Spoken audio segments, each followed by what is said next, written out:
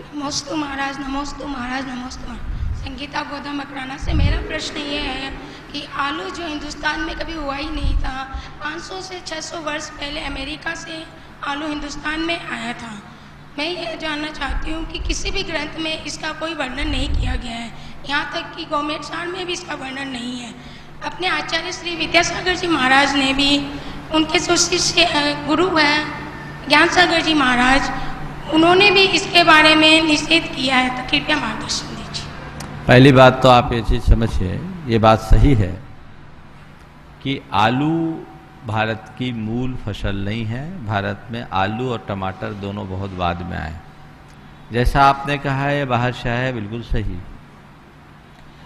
और आलू शब्द का निषेध हमारे शास्त्रों में कहीं नहीं है, लेकिन आलू जिस प्रजाति की फसल है उसका हमारे शास्त्रों में निषेध है, वो विधान है। क्या लिखा है? जमीकंद, जो अनंत कायिक है।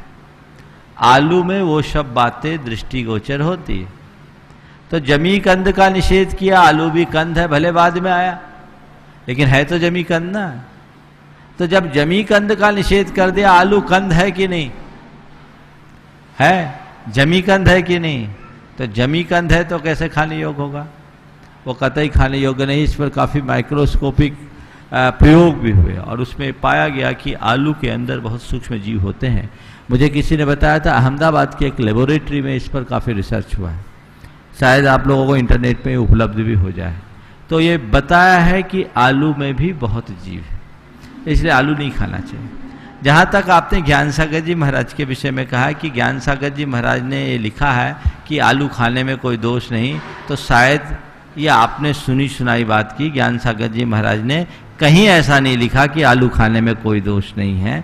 वे आलू के त्याग के समर्थक थे और वो कहते थे कि आलू नहीं। हाँ, हमारे एक दो विद्वान जो अपने ज़माने के शीर्षस्थ विद्वान थे, वो आलू खाने के लिए तर्क दिया करते थे और उनकी दृष्टि में आलू अभक्ष्य नहीं था, पर समाज ने उनकी बात को स्वीकार नहीं किया और सिरे से खारिज कर दिया, इसलिए उनकी बात वहीं चली गई।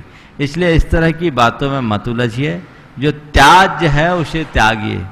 और आलू जमीकंद होने के नाते नहीं, अपने सेहत के नाते भी हरी सब्जियां खाइए, जिंदगी को हरी भरी रखिए, हल्की फुल्की बनाइए।